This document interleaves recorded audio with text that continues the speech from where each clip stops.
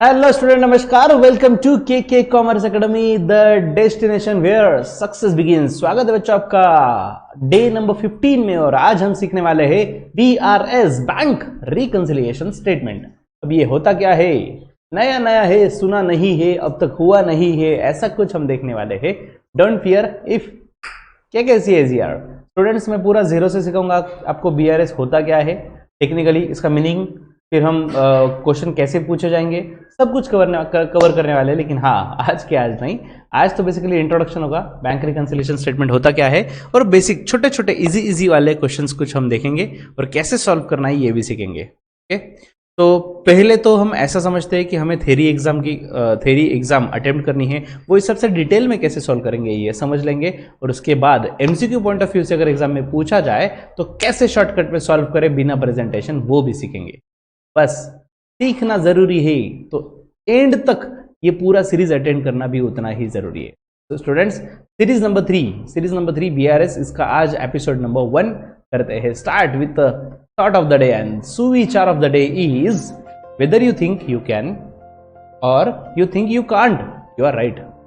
अगर आप सोचो कि आप कर सकते हो तो आप सही हो, अगर आप सोचो कि आप नहीं कर सकते तो भी आप सही हो। सर ऐसा कैसे पॉसिबल? आप बोलते हो यू थिंक यू कैन तो भी सही, यू कांट तो भी सही, ऐसा कैसे? स्टूडेंट, सीधी सी बात है, जैसे आप सोचते हो वैसा आपके साथ होता है।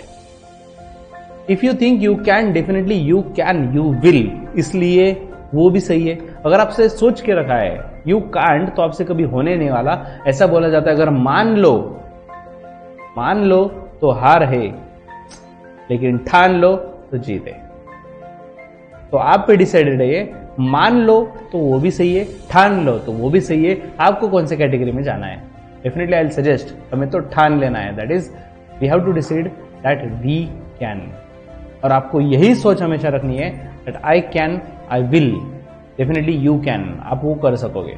ठीक है, ऐसा नहीं कि सिर्फ सोच रखने से काम हो जाएगा, काम तो करना ही पड़ेगा। बस मैंने सोच लिया मुझे 90% चाहिए और 90% आ जाएंगे, मैं रोज सोचता हूँ, सुबह उठ के सोचता हूँ। अरे नहीं मेरे भाई, सिर्फ सोचने से नहीं होगा, लेकिन सोचने से डेफिनेटली वो डायरेक्शन में हम जल्दी जाएंगे और हमसे काम फास्ट होगा।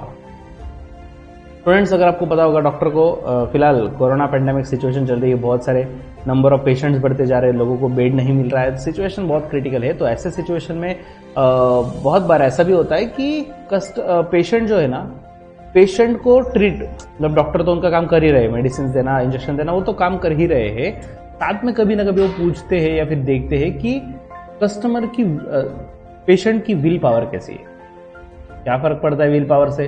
फर्क पड़ता है, विल पावर वर्क करती है बच्चों। मेडिसिन का इफेक्ट बॉडी पे कैसा होगा, ये विल पावर से भी इफेक्ट होता है। अगर विल पावर पॉजिटिव है, सेम ट्रीटमेंट अगर दो लोगों को दी जाए, जिसकी विल पावर ज्यादा पॉजिटिव है, उसको जल्दी इफेक्ट होगा, जल्दी रिस्पॉन्स मिलेगा और जल्दी जल्दी वो पेशेंट रिकवर होगा। ऐसा होता है, and not I am saying psychologically only, but science says the same thing. Science यही बोलता है, साइकोलॉजिकली बॉडी पे बहुत ज्यादा इंपैक्ट होता है। स्टूडेंट्स, तो आपको आपके साइकोलॉजी का आप पे, बॉडी पे इंपैक्ट होने वाला है। So always think you can, और पॉजिटिव सोचो तो डेफिनेटली पॉजिटिव ही होगा। चलो, तो फिलहाल पॉजिटिव या निगेटिव जो भी सोच रहे हो, हमें सोचना है BRS, think BRS. Let's start. Yes, bank reconciliation statement, ये होता क्या है?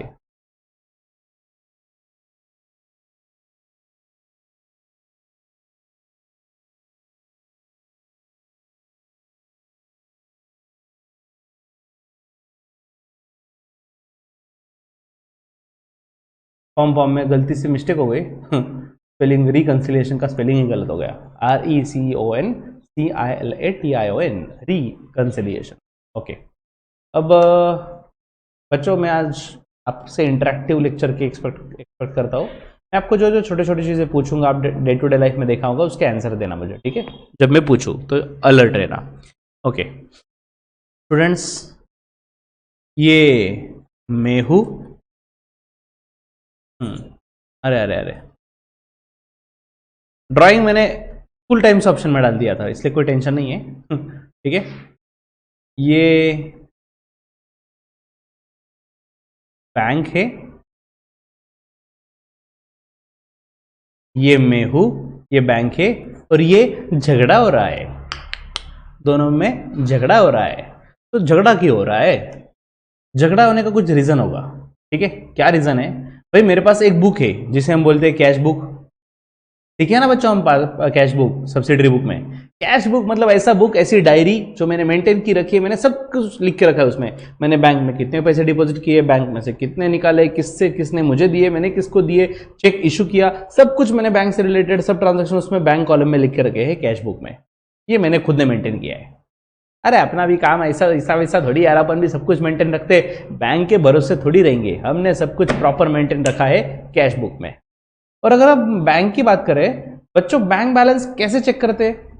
सर फोन पे निकालो, मोबाइल में कुछ डाल दो, पासवर्ड वगैरह वगैरह होगा, लॉग इन कर लो तो मिल जाएगा। अरे ये तो ठीक है, लेकिन वो कौन सा बुक होता है बच्चों बैंक हमें देती है? वो कौन सा बुक होता है वो? बोलो बोलो। यस यस यस, वो होता है passbook.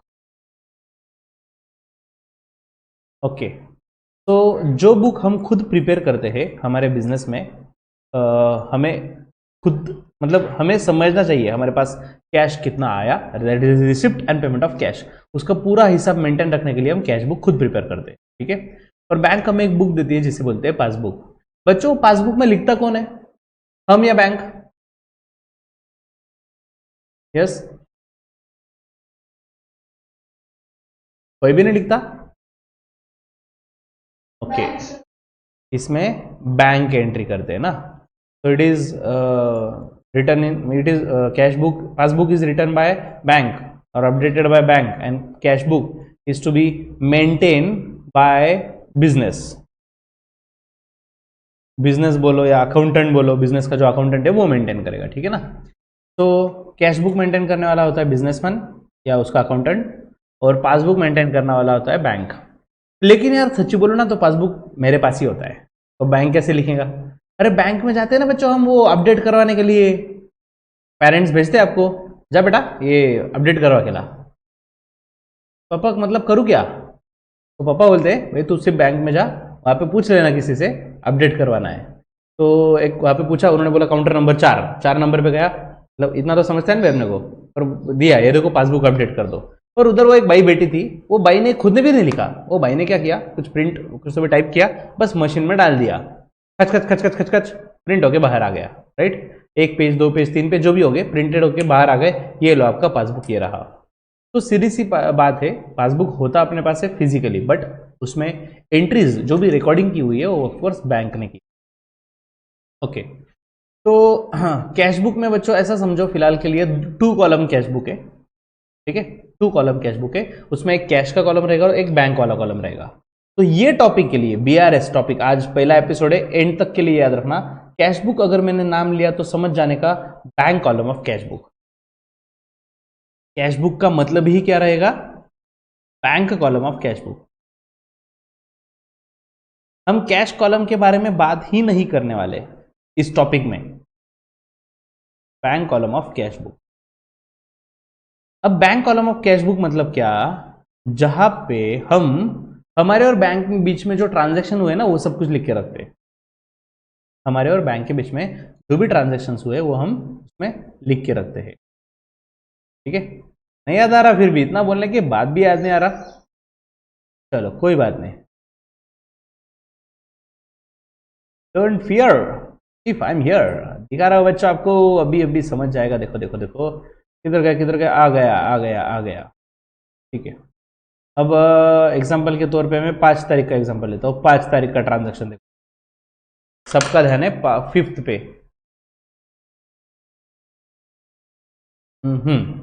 Received from Om Prakash 570 by cheque in full settlement of his account is 590, ठीक है। तो ओम प्रकाश से 590 लेने थे और चेक कितने का मिला? 570। तो 570 का चेक मिला है बॉस। अगर चेक मिला है, ये वाला एग्जांपल ले लेते, तब वापस कंफ्यूज हो जाओगे। 10 तारीख, हाँ ये देखो 10 तारीख का ओसवाल रिमिटेड, रिमिटेड मतलब paid 2250 net to Onil by cheque, discount allowed to him ₹10% and the cheque was deposited in the bank. Okay, तो हम खुद ओनिल है और उन्होंने क्या दिया? ओसवाल पेड टू ओनिल, मतलब हमें मिला है। हम उन्हें लेना, हमें चेक मिला है, तो चेक मिला तो हम बैंक कॉलम में लिखेंगे, क्योंकि चेक से हमने डिपॉजिट भी किया है। तो देख लो बैंक कॉलम बैलेंस बढ़ेगा ना बच्चों, क्योंकि cheque bank balance, bank is receiver, अपने बैंक रिसीवर रहेगी, तो बैंक के डेबिट में देखो ओसवाल का नाम लिख दिया, टू ओसवाल और 2250, और देखो ऊपर कॉलम कौन सा है, बैंक, ये वाले कॉलम की बात कर रहा हूं मैंने अगर कैश बुक नाम लिया ना तो समझो सिर्फ बैंक कॉलम की ही बात कर रहे हैं हम, bank column of cash book, ये पूरे टॉपिक में कैश बुक का मतलब सिर्फ बैंक कॉलम रहेगा। देखो और एक एग्जांपल दिखा था उसमें, थर्ड डेट 3 तारीख, ऊपर देखो bought goods from Omkar at 2000 of rupees 2000 at 5% trade discount and amount was paid by check। okay, तो गुड्स हमने 2000 के लिए 5% ट्रेड डिस्काउंट मिला and amount paid by cheque, amount हमने चेक से पेड किया।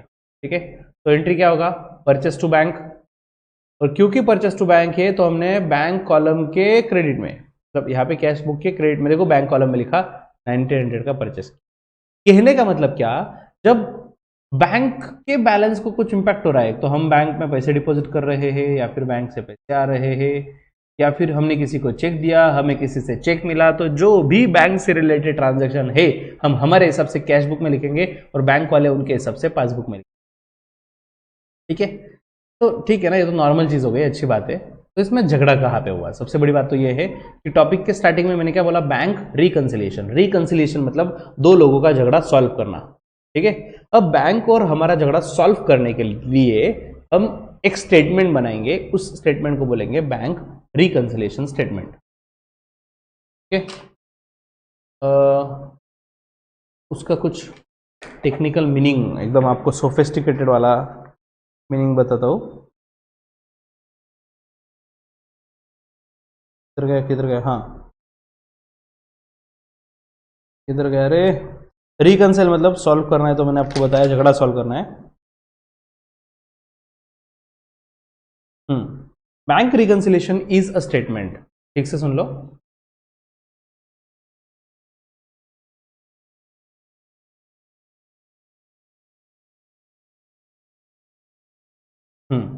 तब इसका मीनिंग सुन लो ठीक से।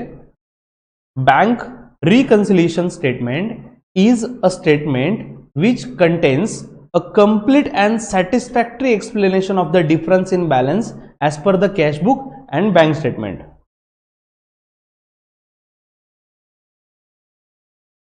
स्टूडेंट्स, बैंक रिकंसिलिएशन ये एक ऐसा स्टेटमेंट है विच कंटेन, उसमें क्या होता है, कंप्लीट एंड सैटिस्फैक्टरी एक्सप्लेनेशन, उसमें कंप्लीट एक्सप्लेनेशन होता है किस चीज का, of the difference in balance as per cash book and passbook. Passbook का ही दूसरा नाम बैंक स्टेटमेंट है। ठीक है, नॉर्मली ऐसा होता है अगर हमने बैंक में सेविंग अकाउंट ओपन किया, सेविंग, तो उसमें पासबुक मिलता है, और अगर करंट अकाउंट रहा तो वो नॉर्मली बैंक स्टेटमेंट देता है। ठीक है, लेकिन इस टॉपिक के लिए पासबुक का मतलब करंट अकाउंट ही समझना, बैंक का करंट अकाउंट। ठीक है, और कैश बुक का मतलब सिर्फ bank column of cash book, इतना ही समझना है। ठीक है, चलो, तो ये तो समझ गया, पीआरएस एक ऐसा स्टेटमेंट है जिसमें कंप्लीट डिटेल दिए होते हैं कि कैश बुक और बैंक बुक के बैलेंस में डिफरेंस क्यों आया है। सर ये तो सब ठीक है, लेकिन डिफरेंस आया क्यों है तो बताओ। सवाल यही है ना सर, घूम फिर के, डिफरेंस आया ही क्यों। ठीक है, ऐसा क्यों, मतलब नॉर्मली तो सेम आना चाहिए ना। अगर मेरे हिसाब से बैंक में मेरे 1 लाख रुपए है, तो बैंक वाले भी यही बोलेंगे ना 1 लाख रुपए है, तो अगर झगड़ा होगा ही नहीं तो सॉल्व करने का सवाल ही नहीं आता।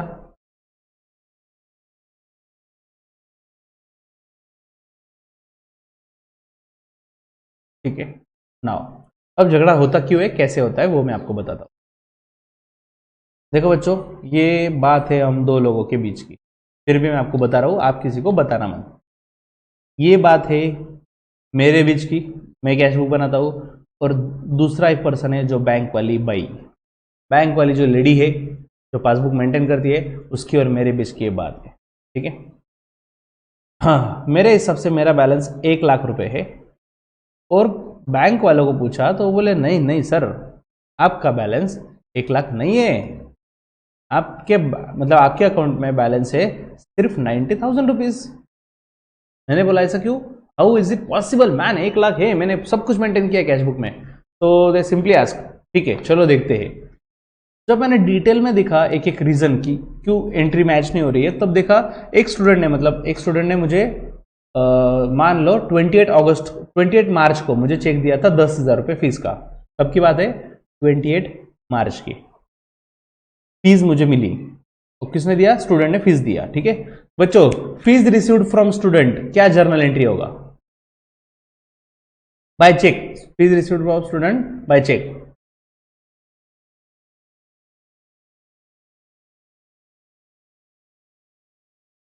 अरे इतना सन्नाटा, बोलो जल्दी।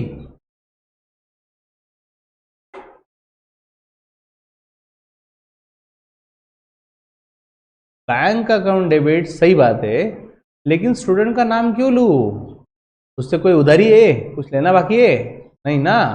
तो फीस अकाउंट लूंगा मैं, फीस नाम की मेरी इनकम है ना। अगर इनकम का नाम दिया हुआ है, इनकम या एक्सपेंस का, तो हमें वो इंपॉर्टेंट होता है, पर्सन नहीं। तो एंट्री करेंगे बैंक टू फीस। क्लियर है? तो मैं बैंक का बैलेंस बढ़ा लूंगा। तो हुआ ऐसा, बैंक का बैलेंस मेरे हिसाब से भी 90,000 ही था, लेकिन वो फीस मुझे 10,000 रुपीज का चेक मिला, तो मैंने 10,000 ऐड कर दिया और 1 लाख रुपए लिख लिया। लेकिन हाँ, ये चेक कब मिला? जैसे मैंने आपको बताया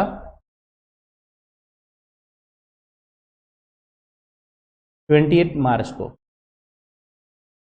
अब 28 मार्च बच्चों, मतलब ईयर एंडिंग की बात चल रही है। हुआ ऐसा, उसके बाद मैं 2 दिन आउट ऑफ स्टेशन था और 31 मार्च को बैंक में चेक डिपॉजिट किया मैंने। लेकिन मैंने चेक बैंक में दिया और तुरंत क्लियर हो गया, ऐसा होता है क्या? नहीं नहीं, क्लियरिंग को टाइम लगता है। फॉर एग्जांपल, आपने मुझे चेक दिया बैंक ऑफ दरोड़ा, दरोड़ा मेरे बैंक ऑफ बड़ौदा का, ठीक है, और मैंने डिपॉजिट किया मेरा स्टेट बैंक में, तो उसके लिए टाइम लगता है भाई। स्टेट बैंक में मैंने चेक डिपॉजिट किया, स्टेट बैंक वो बैंक ऑफ बड़ौदा से सब कंफर्मेशन लेते हैं कि इस अकाउंट में बैलेंस है क्या, चेक साइन वगैरह प्रॉपर है क्या, सब कुछ चेक करने के बाद वो क्लियरेंस मिलेगा। जब बैंक ऑफ बड़ौदा वाले बोलेंगे कि यस एवरीथिंग इज ओके, जब वो कंफर्मेशन देंगे, तब जाके वो पैसा मेरे अकाउंट में डिपॉजिट होगा। तो इस चीज़ में फॉर एग्जाम्पल 2 दिन लग गए, 2-3 दिन। 1 मार्च की बात है, उसके बाद बैंक वगैरह छुट्टी थी and so on. At the end 5 तारीख को मेरे अकाउंट में पैसे आए। 5 तारीख को मेरे अकाउंट में पैसे आए। Now what I am expecting is मेरा बैलेंस 1 लाख होना चाहिए। 31 मार्च को ईयर एंड होता है, एज एवरीवन नोज। तो मैं पासबुक अपडेट करने गया, पासबुक अपडेट करके आया, तो उनके हिसाब से बैलेंस 90,000, मेरे हिसाब से बैलेंस 1 लाख आ गया डिफरेंस। यही तो डिफरेंस सॉल्व करने के लिए हम है ना, तो क्या गम है। यही तो डिफरेंस सॉल्व करना है बच्चों हमें बैंक रिकंसिलिएशन स्टेटमेंट में। Okay, second.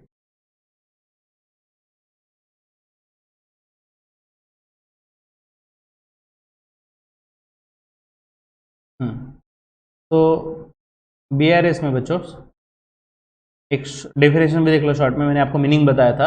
अब डेफिनेशन देखो, a statement which reconcile the bank balance as per cash book and balance as per passbook showing all causes of difference between the to.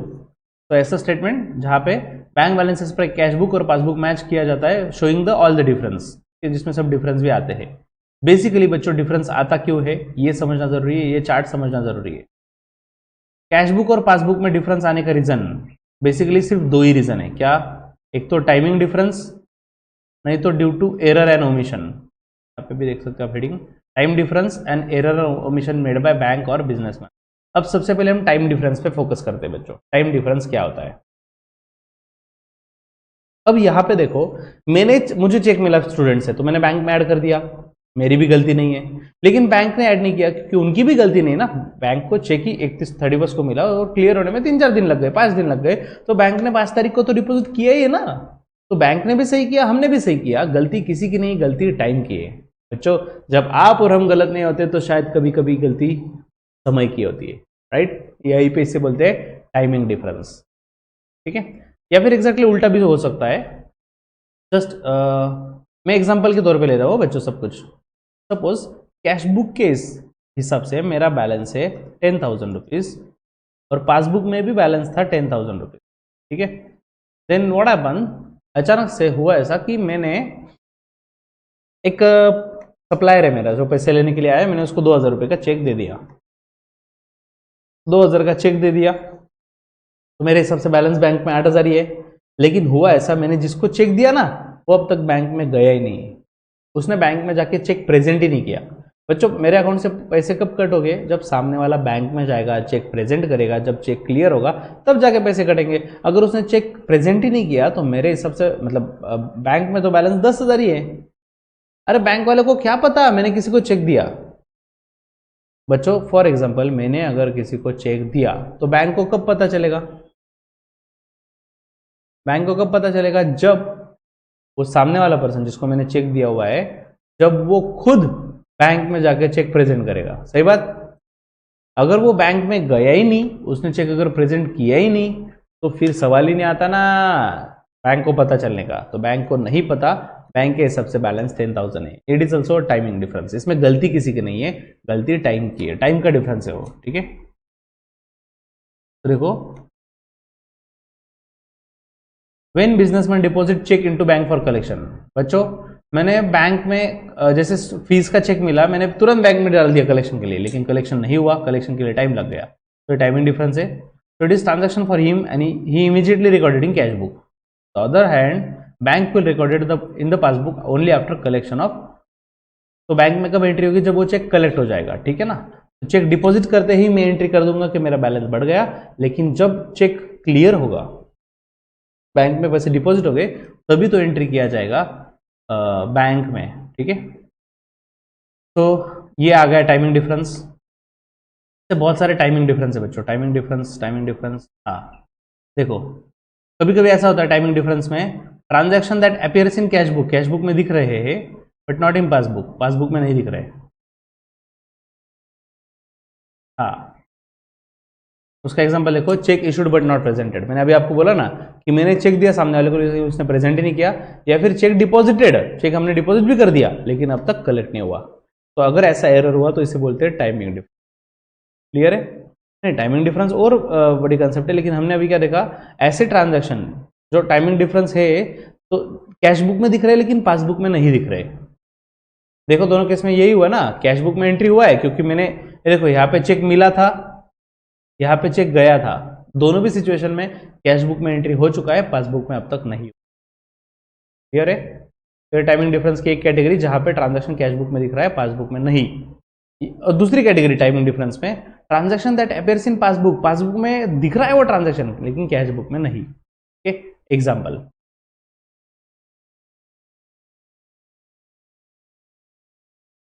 Cash book, passbook, दोनों भी खुशी खुशी जिंदगी बिता रहे थे, 50,000 बैलेंस दिखा रहे थे। हुआ ऐसा अचानक से, 31 मार्च आया, ईयर एंड हुआ, ईयर एंड के दिन बैंक ने हमें इंटरेस्ट दिया।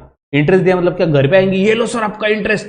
अरे नहीं नहीं नहीं, आपके अकाउंट में डायरेक्टली जमा हो जाएगा पैसा, राइट? आपके अकाउंट में पैसे डायरेक्टली आ जाते हैं।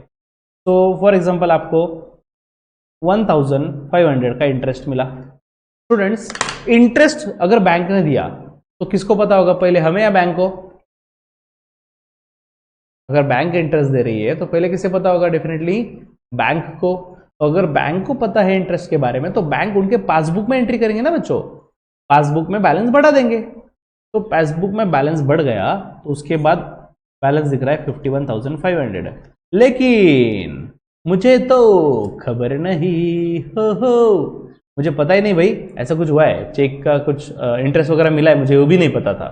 तो क्योंकि मुझे चेक इंटरेस्ट मिलने के बारे में नहीं पता, तो मेरे हिसाब से बैलेंस 50,000 ही है। जब मुझे पता चलेगा कि इंटरेस्ट मिला तो मैं भी ऐड कर लूंगा। अब गलती नहीं है मेरी, ये टाइमिंग डिफरेंस है। ठीक है, तो बैंक डायरेक्टली अकाउंट में डिपॉजिट कर देंगे बिना बताए, जब हमें पता चलेगा तो हम एंट्री करेंगे। तो यहाँ पे टाइम डिफरेंस है। ठीक है, next, interest credited by bank. हाँ यही देखा हमने। Next, direct collection of income on behalf of customer.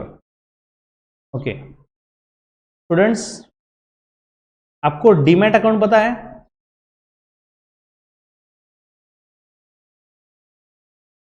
Okay, demat account, या फिर चलो मैं आपको बता देता हूँ सिंपल सा एग्जांपल।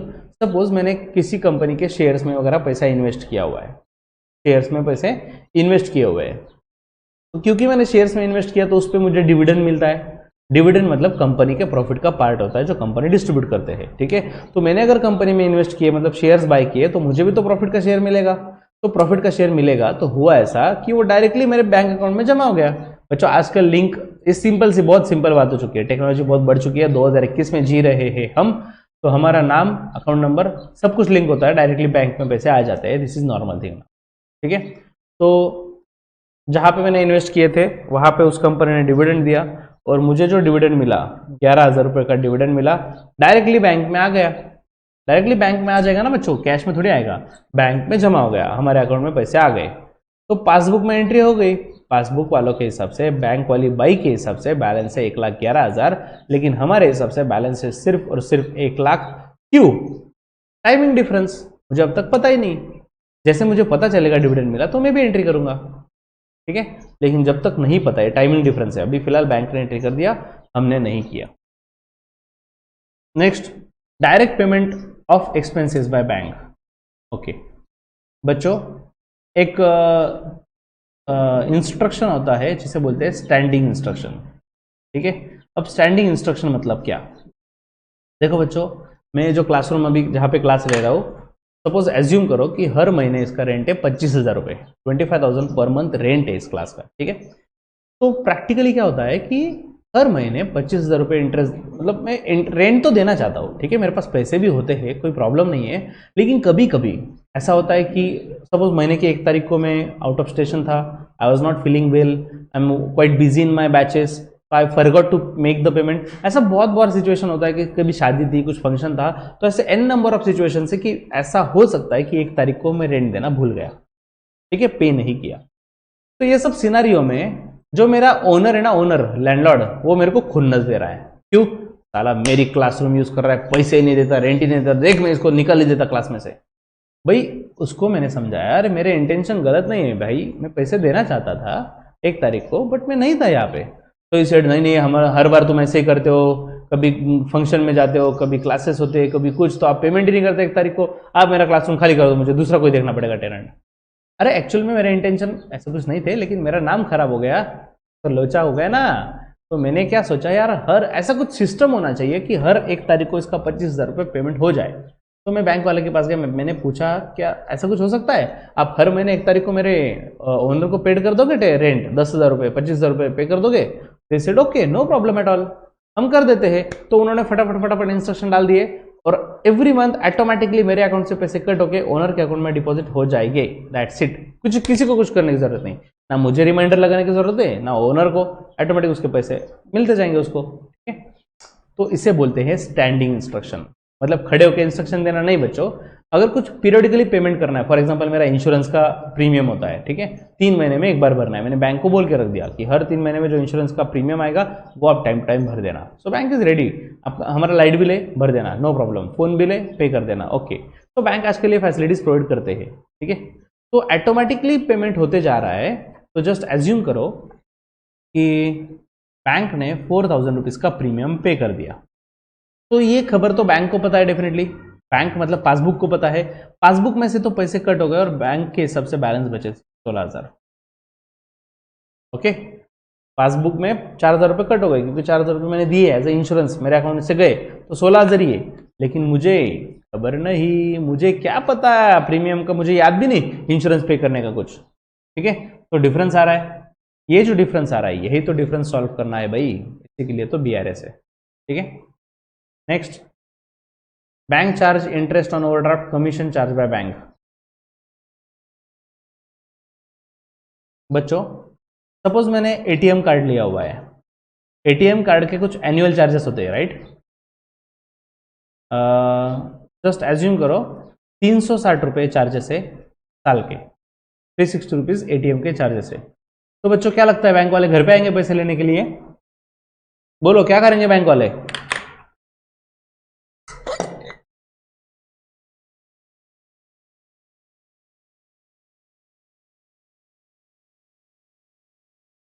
मैंने ATM लिया हुआ है, उसके चार्जेस थे 360 रुपीज पर ईयर। बैंक वाले डायरेक्टली बिना पूछे बिना बताए अपने अकाउंट से पैसे कट कर लेंगे। तो बैंक में से कट हो गए मतलब पासबुक में से कट हो गए, पासबुक में तो एंट्री होगा ना, पासबुक उनके पास फिजिकली अपने पास है, लेकिन पासबुक में लिखने वाले वही है ना। तो जैसे ही चार्जेस पैसे कट किए तो डेफिनेटली पैसे मतलब पासबुक का बैलेंस हो जाएगा, बैंक का बैलेंस हो जाएगा कम। कैश बुक में तो कोई प्रॉब्लम नहीं, कैश बुक में प्रॉब्लम नहीं in the sense cash book वाले को पता ही नहीं कुछ बैंक चार्जेस भी लगाए हैं ऐसा, ठीक है। ध्यान आ गया timing difference. Next, dishonour of cheque. Dishonour of cheque, अब ये डिसऑनर ऑफ चेक क्या होता है स्टूडेंट्स?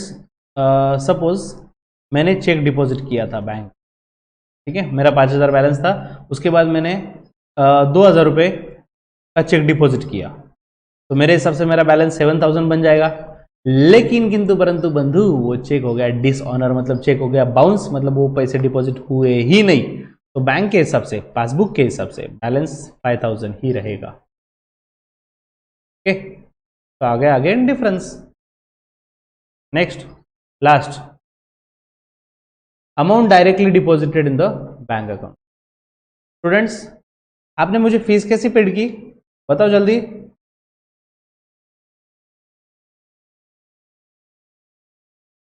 कैसे पे किया आप? ऑनलाइन पे किया, ओके। तो आपने फोन पे, गूगल पे, पेटीएम, अलग अलग पेमेंट गेटवे थे वो यूज किए होगे। आपने सीधी सीधी बात केकेसी एप्लीकेशन ओपन किया, स्टोर सेक्शन में गए, आपका रिस्पेक्टिव कोर्स सिलेक्ट किया, बाय कोर्स पे क्लिक किया, पेमेंट का ऑप्शन था, पेमेंट का प्रोसेस कर दिया, डन। तो आप मेरे कस्टमर हो, मतलब ऐसे तो स्टूडेंट हो लेकिन फिलहाल कस्टमर समझ लो, ये बिजनेस पॉइंट ऑफ व्यू से। तो आप मेरे कस्टमर हो और कस्टमर ने डायरेक्टली पैसे आपने ऑनलाइन पेमेंट कर दिया। मुझे क्या पता भाई, मेरा एक मोबाइल भी डिस्चार्ज था, मुझे पता नहीं, मैं मेरे काम में लगा था। ऐसा समझो, फिलहाल ये पूरा टॉपिक समझने तक, पूरा टॉपिक एंड होने तक ये दिमाग में रखो कि सपोज मेरे पास एसएमएस बैंकिंग, वो जो होता है ना, एसएमएस आता है अलर्ट, एसएमएस अलर्ट की फैसिलिटी वो है ही नहीं, ऐसा एज्यूम करो, ठीक है। एसएमएस अलर्ट की फैसिलिटी है ही नहीं तो मैं तुरंत एंट्री कर लूंगा ना, फिर डिफरेंस ही नहीं आएगा फिर तो आपने आपकी जो फीस है 4,000 रुपीज, तो वो तुरंत जमा कर दी बैंक में। तो बैंक वालों ने तो एंट्री कर लिया और बैंक वाले बोल रहे हैं आपके पैसे है 12,000। मैंने बोला नहीं नहीं, मेरे बैंक में सिर्फ 8,000 है, मुझे पता ही नहीं कि कस्टमर ने डायरेक्ट बैंक में डिपॉजिट। ओके, तो स्टूडेंट्स ये सब कुछ क्या था, ये टाइमिंग डिफरेंस थे, मतलब इसमें किसी की गलती नहीं थी, ठीक है, ना बैंक की ना हमारी, बट बैलेंस मैच नहीं हो रहा है बिकॉज ऑफ टाइमिंग डिफरेंस, ठीक है। और हाँ, दूसरा रीजन क्या होता है डिफरेंस आने का कैशबुक और पासबुक में, due to error and omission made by bank और बिजनेस। कभी कभी बैंक और चाहिए था बच्चों, वहां पे गलती से ऑफ हो गया है।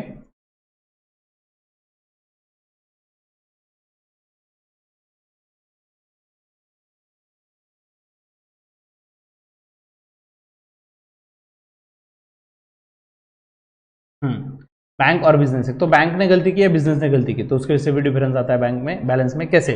Recorded on wrong side. बच्चों ऐसा हुआ कि मुझे कैश बुक के डेबिट साइड पे लिखना था, मतलब कैश बुक देखा ना हमने अभी, तो कैश बुक के डेबिट साइड में लिखना था, गलती से क्रेडिट साइड में लिख दिया। ओ बाप रे, हो गई ना मिस्टेक। अरे टॉप में आ गया।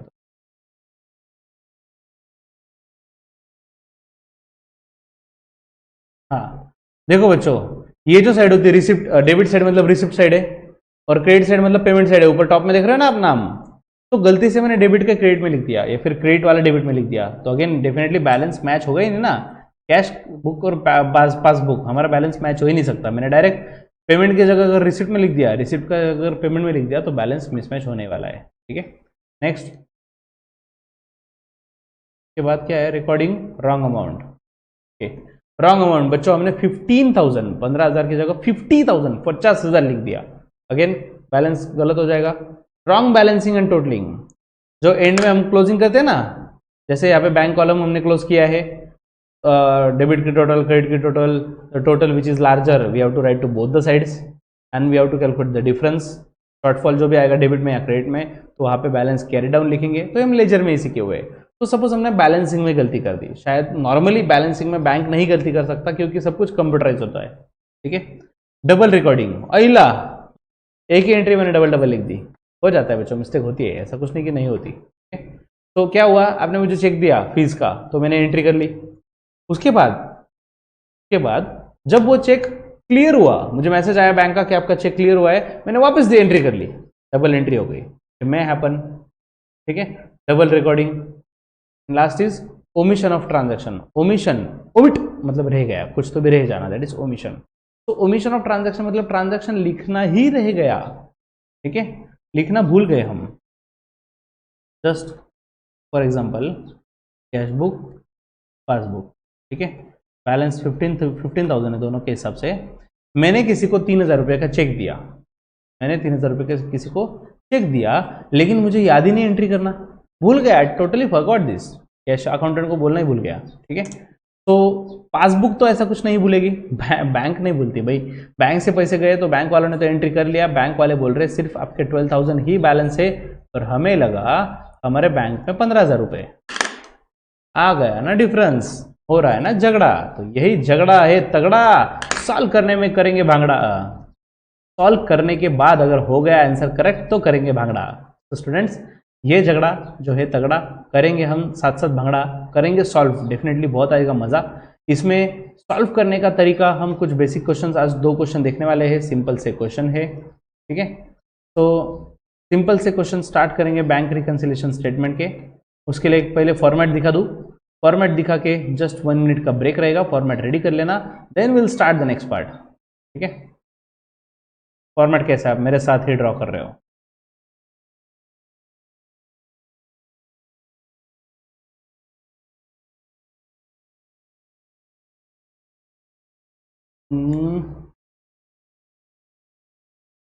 पर्टिकुलर्स एकदम बड़ा वाला कॉलम और अमाउंट रुपीज के 2 कॉलम, दैट्स इट, ये बन गया format.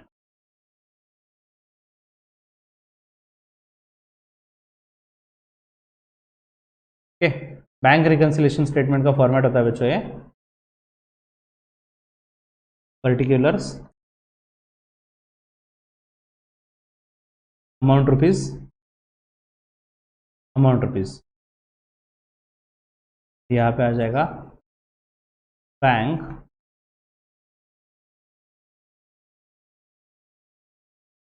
Reconciliation statement. Bank reconciliation statement ऐसा कुछ नहीं कि महीने में एक बार बनाया जाएगा या साल में, it depends on business to business. Monthly भी बीआरएस प्रिपेयर कर सकते हैं बच्चों, ठीक है, साल में एक बार होता है, ऐसा कुछ नहीं इसका। और ये किसका है, देखो स्टार्टिंग में, on 31 March the cash book of Amit show, Amit ना, तो इन the books of Amit, in the books of, जो भी पर्सन का नाम होगा। लास्ट में पीरियड देखो क्या है, तो bank reconciliation statement to find out the balance as per passbook on 31 March 2019। तो 2019 ये डेट है बीआरएस की, जिस दिन हम बैंक रिकंसिलिएशन स्टेटमेंट बना रहे हैं। स्टूडेंट यहाँ पे 31 मार्च है, डजंट मीन कि हर बार 31 मार्च आएगा, ठीक है, तो डिफरेंट डिफरेंट डेट पे भी बना सकते हैं। तो यहाँ पे लिख लेना है डेट एज ऑन 31 मार्च 2019, ठीक है। तो ये फॉर्मेट है बच्चों, आपको फॉर्मेट, 2 फॉर्मेट ड्रॉ कर लो same, in the books of dash dash, के बाद बैंक रिकंसिलिएशन स्टेटमेंट, और उसके नीचे लिखेंगे as on particular amount rupees, amount rupees, okay. Format, 2 format draw करके एक पेज पे एक, मतलब एक पेज लगेगा, ऐसा ड्रॉ करो बच्चों, 2 साइड 2 पेजेस लो, ठीक है, नोटबुक के लेफ्ट साइड के पेज पे फॉर्मेट, राइट साइड को वर्किंग नोट के लिए स्पेस। अगेन पेज पलट के सेकंड क्वेश्चन के लिए लेफ्ट साइड पे फॉर्मेट और राइट साइड पे वर्किंग नोट के लिए स्पेस, ऐसे ड्रॉ करो। Will meet in 1 minute students, bye bye, strategic time out, आओ जल्दी।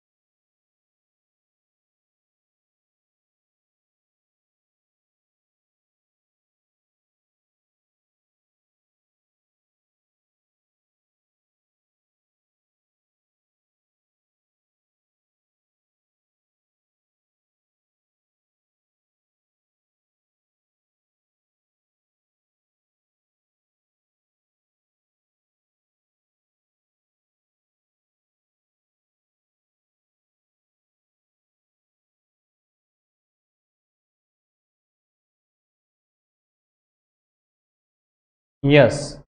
तो स्टूडेंट्स, आप बैक रिकंसिलिएशन स्टेटमेंट का क्वेश्चन नंबर 1 सॉल्व करने के लिए हो जाओ ready. In the books of, ऊपर नाम दिया है क्वेश्चन में अमित, हम भी लिखेंगे Amit. And as on, date end में दिया हुआ है, कब प्रिपेयर करना है, 31 मार्च 2019, तो वो डेट भी लिख दिया 31 मार्च 2019। ठीक है, let's see first one. Starting में देखो क्या दिया हुआ है, on 31 March 2019, just a second,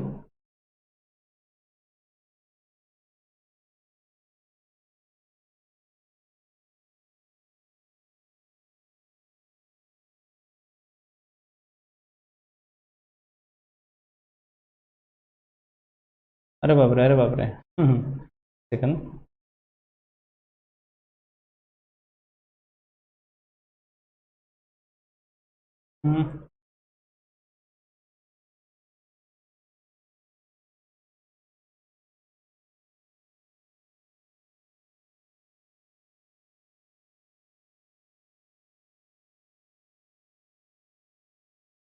okay, so we are ready to attack। चलो, और विजिबिलिटी क्लियर हो जाएगा आपके लिए। फर्स्ट देखो स्टार्टिंग में, on 31 March 2019 the cash book of Amit show a debit balance of 6490। Okay बच्चों, cash book show a debit balance मतलब क्या? कैश बुक में जब हमने टोटल लिया होगा तो डेबिट साइड ज्यादा आई होगी, समझ रहे हो? डेबिट साइड ज्यादा और शॉर्टफॉल क्रेडिट में आया होगा, तो उससे बोलते हैं डेबिट बैलेंस। इसका मतलब हमारा बैंक में पैसा है, सीधी सीधी बात। बैंक का डेबिट बैलेंस मतलब एसेट है ना बच्चों, हमारी एसेट का बैलेंस हमेशा डेबिट होता है, राइट? तो कैश बुक के हिसाब से डेबिट बैलेंस है 6490, तो we have to write in starting only debit balance, या फिर डायरेक्ट मैं बैंक बैलेंस लिखता हूँ, bank balance as per cash book.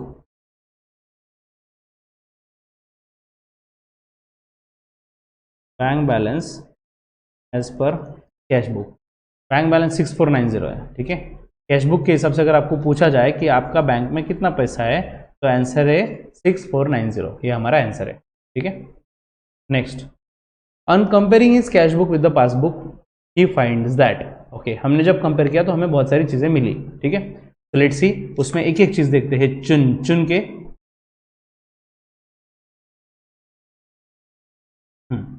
Out of 3 checks totaling 2100 issued on 29th March, only a check of 1200 has been presented and cashed up to 31st March.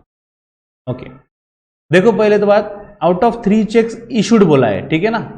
2100 रुपए के check issue किए। Issue करना मतलब देना, मतलब हमने चेक दिया है, मतलब हमारे बैंक से पैसा जाएगा। कितने के चेक थे? 2100, और ईच नहीं बोला, क्लियरली बोला है 3 चेक टोटलिंग 2100, तो टोटल 2100 रुपए के चेक दिए थे हमने। कब दिए? 29 मार्च को। अब स्टूडेंट्स, आपको वर्किंग नोट बनानी है मेरे साथ। जैसे मैंने आपको बोला, आपको 2 पेजेस ऐसे लेने हैं नोटबुक के, लेफ्ट साइड में फॉर्मेट, राइट साइड में वर्किंग नोट। तो राइट साइड में वर्किंग नोट ड्रॉ करनी है। वर्किंग नोट बहुत है जरूरी, ना समझो मजबूरी। एमसीक्यू के क्वेश्चन के लिए तो सिर्फ वर्किंग नोट काम में आने वाली, फॉर्मेट गया तेल लेने, फॉर्मेट के पास देखना भी नहीं है, ठीक है? कैश बुक, पासबुक, ये फिक्स फॉर्मेट, ठीक है? और यहां पे फिगर है ना, मैं 3000 ले रहा हूं। सर कौन से अमाउंट लेनी चाहिए यहाँ पे? बच्चों कोई भी अमाउंट लो आप, नॉर्मली क्वेश्चन में देख लो कि क्वेश्चन की अमाउंट कितनी है। क्वेश्चन में कितना है इस ट्रांजैक्शन में? 2100 है ना, मतलब 2100, तो उसके आसपास वाली कोई भी अमाउंट आप ले लो, मतलब बड़ी वाली अमाउंट 2100 के ऊपर वाली। फिर आप 5000 लो, 10,000 लो, 1 करोड़ लो, 1 लाख ले लो, जो भी अमाउंट ले लो, आपका आंसर सेम आएगा, ठीक है? मैं आपको प्रूव करके दिखाऊंगा, don't worry, be patient now. तो मैंने वर्किंग नोट के लिए 3000 इमेजिनरी नंबर ले लिया मेरे हिसाब से, अंदाज के हिसाब से, ठीक है? तो 3 चेक कितने के थे इशू किए हमने? 2100 के। तो बच्चों मैंने अगर 3 चेक इशू किए 2100 के, तो मेरा बैलेंस, मुझे बताओ, कैश बुक में बैलेंस इंक्रीज होगा या रिड्यूस होगा? इंक्रीज या डिक्रीज, जो भी चेक इशू किए मैंने, बोलो जल्दी। डेफिनेटली बैलेंस डिक्रीज हो जाएगा। मैंने 2100 रुपए का चेक दिया है, तो मेरे बैंक में सिर्फ अभी 900 रुपए होने चाहिए, सही है? नेक्स्ट हुआ क्या आगे?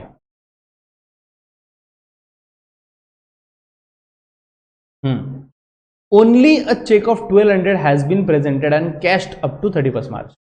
ओके, इसमें से मैंने 3 अलग अलग पर्सन को चेक दिए होंगे, तो उसमें से सिर्फ एक चेक की बात चल रही है। एक ही चेक जो 1200 रुपए का था वो प्रेजेंट भी हो गया 31 मार्च के पहले, और वो चेक कैश्ड भी हो गया, मतलब बैंक वालों ने उसको कैश भी दे दिया। बच्चों मतलब बैंक में से कितने पैसे गए? सिर्फ और सिर्फ 1200। तो बैंक के हिसाब से बैलेंस है 1800। चेक बैंक को अगर एक ही चेक प्रेजेंट हुआ है तो उतने ही पैसे जाएंगे ना, मतलब बैंक को पता ही नहीं कि हमने 2 लोगों को और भी चेक दिए। बैंक को कैसे पता चलेगा भाई? हमने जिसको दिए हैं, जब वो बैंक में जाएगा तब पता चलेगा, राइट? तो सीधी सी बात है, झगड़ा हो गया। कैसे पता चला? क्योंकि कैश बुक बोल रहा है 900 रुपए, भाई पासबुक वाली भाई बोल रही है 1800 रुपए, हो गया झगड़ा। यस बच्चों, यही तो झगड़ा सॉल्व करना है।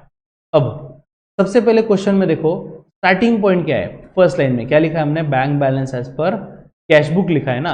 तो जिसने रिश्ते की शुरुआत की वो हमेशा झुकेगा, याद रखना। जिसने रिश्ते की शुरुआत की वो हमेशा झुकेगा। कैशबुक ने स्टार्ट किया ना, स्टार्टिंग पॉइंट क्या है? कैशबुक, वही झुकेगा। वो खुद चल के कैशबुक पासबुक के पास जाएगा। मतलब उसके जेब में कितने हैं? 900। अब उसको कहां तक जाना है? 1800। 900 से 1800 बड़े नंबर के पास जाना है, तो ये ऐड करेंगे। यहां पे ऐड करना पड़ेगा, 900 में ऐड करना पड़ेगा ना 900, तब जाके हम 1800 तक जाएंगे। तो यहां पे लिखेंगे ऐड में, ऐड क्या है? Cheques issued, checks issued but not presented for payment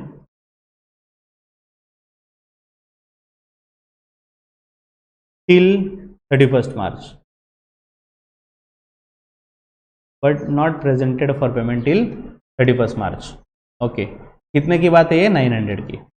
तो हमने ऐड में लिख दिया, ठीक है, ऐड, और थोड़ा 5-6 लाइन छोड़ के लिख देना लेस। तो ट्रांजैक्शन टू ट्रांजैक्शन डिपेंड होता है, कभी ऐड होगा कभी लेस होगा, देखेंगे हम, ठीक है। नेक्स्ट वन, नेक्स्ट वन, चलो चलो चलो। 2 checks of 1000 and 2635 respectively were deposited in the into bank. Okay students, हमने 2 चेक डिपॉजिट किए। मुझे बताओ अपने हिसाब से बैंक का बैलेंस इंक्रीज या डिक्रीज?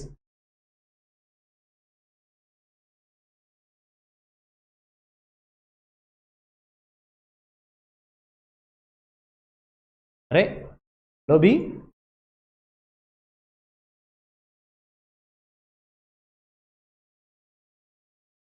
चेक डिपॉजिट किए मतलब मुझे किसी से चेक मिले होगा ना, तो डिपॉजिट किया तो बैलेंस बढ़ेगा।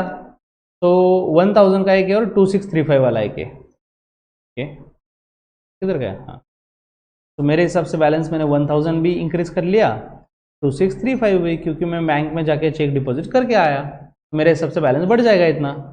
लेकिन हुआ क्या आगे देखो, हुआ क्या? But only a cheque of 1000 was credited before 31 March. लेकिन सिर्फ 1000 रुपए का ही चेक अब तक बैंक में क्रेडिट हुआ है। बच्चों याद रखना, बैंक में क्रेडिट होना मतलब बैंक का बैलेंस बढ़ना। अगर ऐसा आपने कहीं पे देखा your account is credited with, मतलब समझ जाओ बैलेंस बढ़ा है, ठीक है। नॉर्मली हमें समझता है सर डेबिट है मतलब बैलेंस बढ़ा है। बच्चों ये हमारी कैश बुक की बात हुई, लेकिन पासबुक में उल्टा होता है। पासबुक ने क्रेडिट दिया मतलब बैलेंस बढ़ा, और पासबुक ने डेबिट दिया मतलब बैलेंस कम हुआ, ठीक है।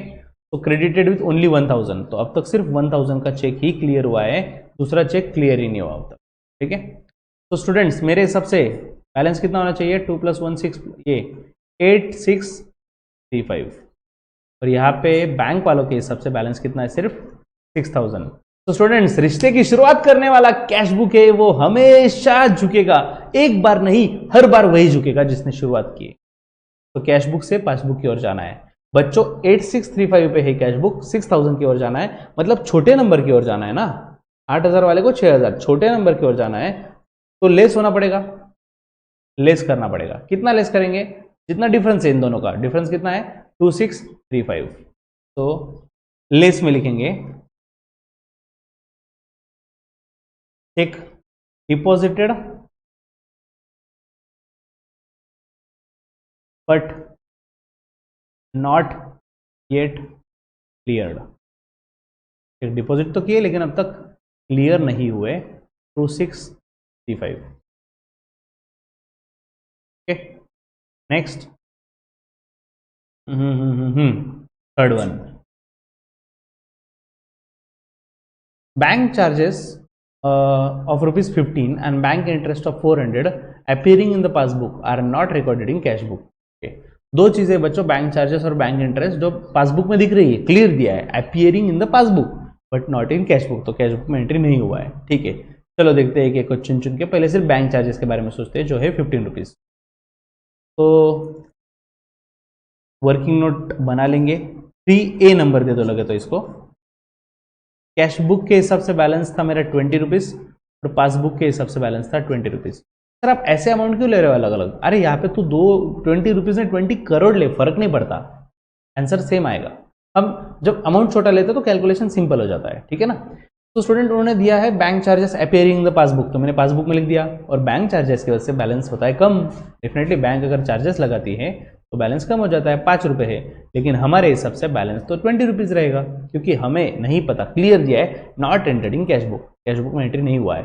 अरे पता हो या ना हो, झुकना तो तुझे ही है। 20 से 5 तक जाना है, 20 फ्लोर पे हो, 5 नंबर के फ्लोर पे जाना है, नीचे जाना पड़ेगा, लेस करेंगे 15, ठीक है। लेस में लिखेंगे bank charges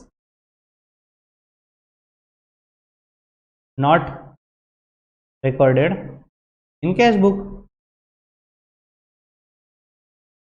not recorded in cash book. 15 rupees के चार्जेस तो कैश बुक में रिकॉर्ड ही नहीं हुए थे, ठीक है। उसी के अगला पार्ट बच्चों 400 का इंटरेस्ट भी है, 400 इंटरेस्ट, बैंक इंटरेस्ट 400 रुपए। यस यस यस, तो 3B cash book passbook. For example 500 रुपए बैलेंस ले लिया दोनों के हिसाब से, 500 पहले था।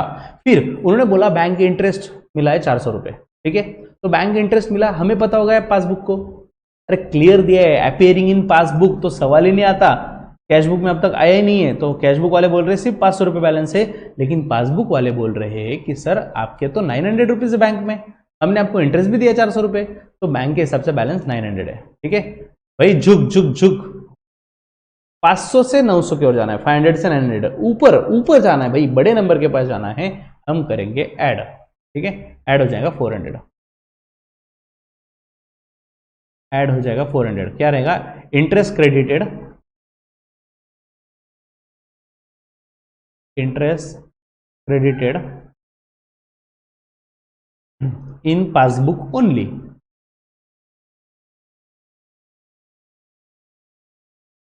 बच्चों शब्दों पे मत ध्यान दो, भावनाओं पे ध्यान दो। मैं वर्डिंग में मेरा आपको अलग, अगर आप कोई बुक रेफर करोगे ना तो अलग भी मिल जाएगा, वर्डिंग को इतना टेंशन नहीं है। जैसे नरेशन लिखते हैं ना जर्नल का, वैसे ये टाइप है। हम बस मतलब ऐसा लिखो कि वो पढ़ के समझ जाए कि हुआ क्या था, डिफरेंस क्यों आया। बिकॉज ये statement BRS is a statement where balance of bank book that is passbook and cash book is solve, मतलब देखा जाता है। And it also mention the reason, causes of the difference, causes of difference भी इसमें समझता है, तो इसलिए अच्छे से रीजन लिखो, समझना चाहिए पढ़ के, ठीक है। नेक्स्ट, ऑनलाइन अगर एग्जाम होगी, MCQ एग्जाम होगी तो टेंशन नहीं है, रीजन लिखने का कोई संबंध नहीं। हमें सिर्फ क्वेश्चन कैसा पूछा जाएगा बच्चों, एडेड या लेस, ये नंबर को ऐड करे या ये नंबर को लेस करे, तो हमें वो समझना चाहिए। अब देखो, standing order for payment of life insurance premium amounting to 175 has not been recorded in cash book. Clear दे दिया, not been recorded in cash book, मतलब पक्का पासबुक की बारी है, पासबुक में लिखेंगे। और स्टैंडिंग ऑर्डर मतलब हमने बोल के रखा था बैंक को, क्या बोल के रखा था? For payment of life insurance, भाई अपने लाइफ इंश्योरेंस का पेमेंट करना है, कितना है? 175 रुपीज पेमेंट कर देना, क्वार्टरली होगा, मंथली होगा, जो भी होगा, तो 175 रुपीज पेमेंट कर देना, हमने बैंक को बोल के रखा था, ठीक है। तो जैसे हमने बैंक को बोला था, बैंक तो नहीं करेंगी गलती, क्योंकि वहां पे कोई आदमी नहीं बेटा, सॉफ्टवेयर बेटा है जो ऑटोमेटिकली मेरे अकाउंट से 175 रुपीज कट करके इंश्योरेंस का पेमेंट हो जाएगा। बैंक वालों के हिसाब से बैलेंस सिर्फ 25 रुपए है, और मैं बोल रहा हूँ बैलेंस 200 रुपीज है, because not entered in cash book, cash book में इसकी एंट्री हुई ही नहीं है, उन्होंने क्वेश्चन में ही दिया है, ठीक है। तो 200 से 25 की ओर जाना है बच्चों, बड़े नंबर से छोटे नंबर के पास जा रहे हो, लेस करना पड़ेगा। लेस कितना होगा? 175। लेस में लिखेंगे स्टैंडिंग ऑर्डर टू पे लाइफ इंश्योरेंस प्रीमियम। यहां पे ऐसा मत सोचो पर्सनल एक्सपेंस है, ड्राइंग आएगा इधर, क्या संबंध है ड्राइंग का, पैसे जा रहे हैं ना, that's it. Life insurance premium not entered in cash book, cash book में एंटर नहीं हुआ, 175 रुपीज। ठीक है, next last one students, come on, last वाला ध्यान दो। A cheque of 150 deposited and credited by bank. Okay, deposit भी किया और बैंक ने क्रेडिट भी किया, मतलब बैंक ने भी बैलेंस बढ़ा दिया। What was entered as 115 in cash book. अरे अरे अरे अरे मैंने अकाउंटेंट को बोला भाई हमने 150 का चेक डिपॉजिट किया, लेकिन ऐसा था होली, कुछ दिन पहले होली हुई थी, उसकी भांग अब तक उतरी नहीं थी या नींद में था, जो भी था, अकाउंटेंट से गलती से मिस्टेक हो गई, भाई ने 150 की जगह 115 सुन लिया। हे राम, तो was entered as 115 in cash book, तो कैश बुक में गलती से 115 लिखा है। ठीक है, और चेक डिपॉजिट की बात चल रही है ना बच्चों, चेक डिपॉजिटेड मतलब बैलेंस बढ़ने वाला है। Okay, let's see. तो अरे अरे अरे, सपोज कैश बुक और पासबुक दोनों के हिसाब से बैलेंस था 200। ठीक है ना, तो हमने चेक डिपॉजिट किया 150 का, तो बैंक बैलेंस तो 150 से बढ़ गया, लेकिन गलती से मिस्टेक, कैश बुक में हमने गलती से 115 लिखा, 150 की जगह 115 लिखा, तो अरे अरे सॉरी, ऐड ही होगा, बैलेंस ऐड ही होगा क्योंकि चेक डिपॉजिट किया हमने, तो हमारे हिसाब से बैलेंस है 315 और बैंक वाले बोल रहे हैं कि सर जी आपका बैलेंस 350 है, 350 से 315 नहीं, हो गया मिस्टेक। रिश्ते की शुरुआत करने वाला हमेशा झुकेगा, 315 को चेंज होना पड़ेगा, 350 के पास खुद चल के जाना पड़ेगा, बड़े नंबर के पास जा रहे हो, ऐड करना पड़ेगा। ठीक, तो ऐड में लिखेंगे क्या क्या, check deposited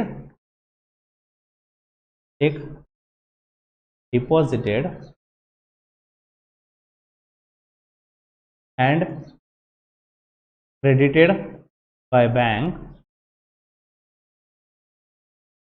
but entered in cash book at wrong amount, गलती से मिस्टेक। अरे लेकिन अमाउंट कितना आएगा आप ही बताओ बच्चों, 315 से 350 की ओर जाना है, कितना डिफरेंस है?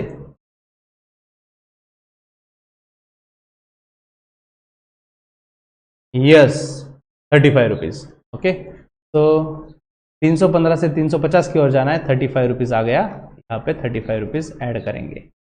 ले लो टोटला फटाफटा, 900 प्लस 400 1300 और ये 1335,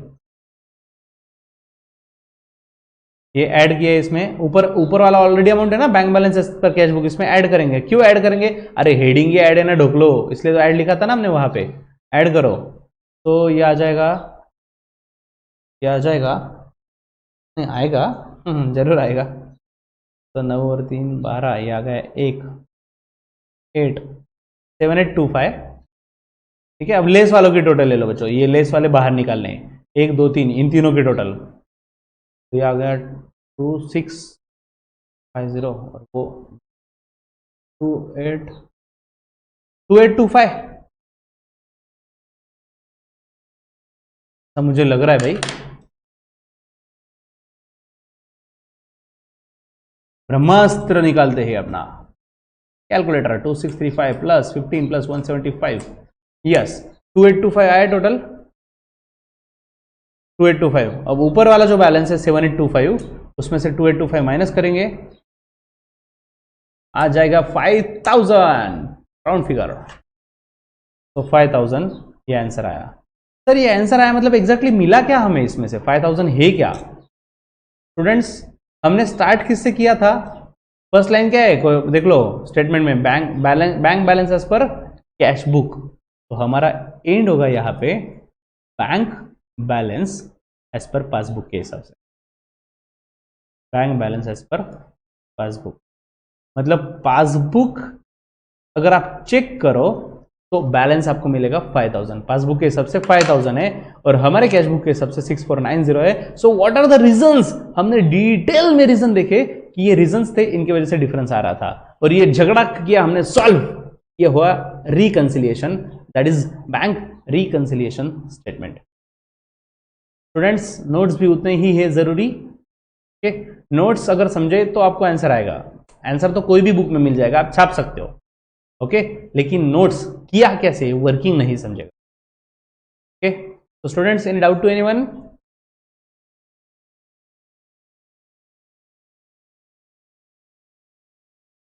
ठीक है, तो फिर आज के लिए यही पे रुकते हैं स्टूडेंट्स, नेक्स्ट एपिसोड में मिलेंगे नेक्स्ट क्वेश्चंस के साथ, और इसमें कुछ वैरायटीज है, सबके सब वैरायटी कर लेंगे हम cover, so don't miss any episode. Next episode BRS के लिए बहुत इंपॉर्टेंट है, इसमें पूरे इंपॉर्टेंट और जो कॉम्प्लेक्स क्वेश्चंस आते हैं वो होने वाले हैं कवर। चलो स्टे ट्यून्ड टू के, bye bye and keep studying.